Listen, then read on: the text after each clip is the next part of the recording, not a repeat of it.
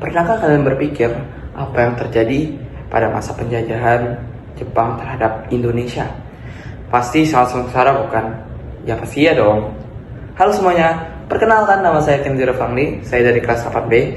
Hari ini saya akan menceritakan kepada kalian apa yang terjadi pada masa penjajahan Jepang terhadap Indonesia. Nah, kalian tahu gak apa yang terjadi pada bangsa Indonesia? Pasti tidak semuanya tahu kan? Sini saya ceritakan kepada kalian. Nah, jadi awal mula Jepang datang ke Indonesia itu karena dua hal. Pertama, ada uang, dan kedua politik. Nah, Jepang sangat melihat potensi mereka di uang. Mengapa? Indonesia itu kan kaya akan kekayaan alam. Nah, makanya Jepang datang ke Indonesia. Pada saat itu, Jepang merupakan industri yang cukup besar.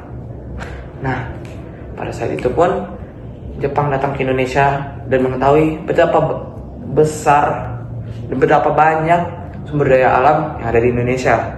Mereka butuh bahan-bahan baju.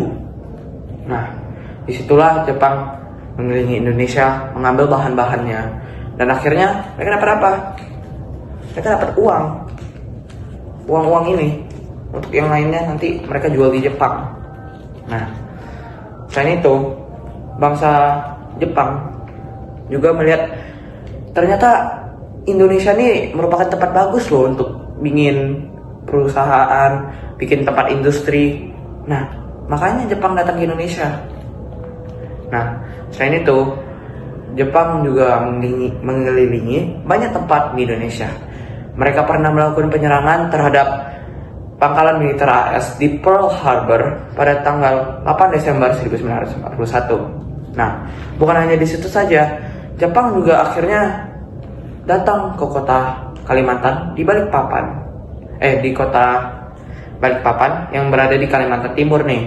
Nah, setelah itu dikelilinginya pun seluruh Kalimantan dan seluruh kota-kota Kalimantan. Kalian bayangin gak sih betapa besar kota Kalimantan itu? Nah, kok bisa ya Jepang mengelilingi sebanyak itu? Nah, setelah mengelilingi Balikpapan, mereka pun akhirnya dapat menguasai Palembang. Nah, kalian bingung, lah Palembang kan Sumatera, Kalimantan kan Kalimantan. Nah, itu setelah mereka selesai dari Kalimantan ya, baru mereka datang ke Palembang, menguasai kota Palembang, seluruh kota Palembang. Nah, setelah di situ kalian kira Jepang bakal di situ saja? Oh tidak, mereka melakukan penyerangan terhadap Batavia atau Jakarta. Mengapa? Ya, karena ada Belanda, pemerintah Belanda, pemimpin. Nah, kan kalian tahu ya betapa musuhnya mereka kan. Mereka pasti mau lahan, mau seluruh tempat wilayah Indonesia. Nah, disitulah mereka melakukan penyerangan pada 8 Maret 1942. Nah, pada hari itu juga Belanda menyerah tanpa syarat kepada Jepang. Nah, apa sih menyerah pas di tengah perkelahian, pertempuran? Nah, itu saya bingung. Nah, setelah itu gak sampai di situ aja.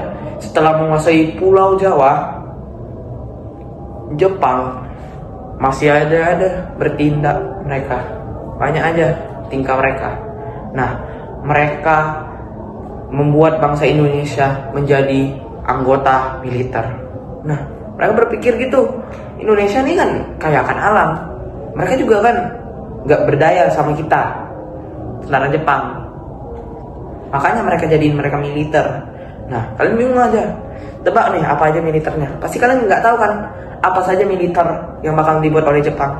Sini saya kasih tahu. Pertama ada Seinendan.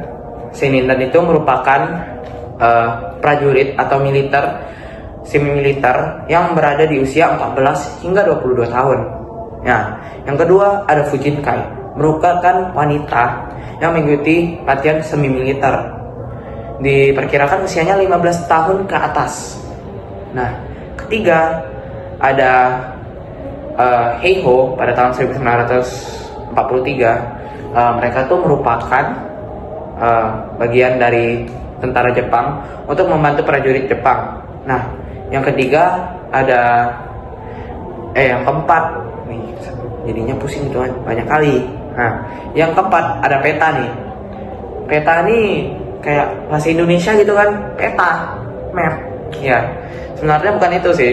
Peta ini merupakan pasukan gerilya untuk menghadang tiba-tiba ada penyerangan tiba-tiba. Seperti tiba-tiba ada orang di belakang saya, nyerang saya pakai pistol. Nah, situlah peta bertindak dan langsung menyerang balik. Dan kelima ada Henindo. Itu merupakan prajurit juga sih, prajurit yang membantu Jepang. Ya intinya semua tuh prajurit lah. Mereka semua membantu Jepang, tapi Jepang membeda-bedakan mereka dalam kategori.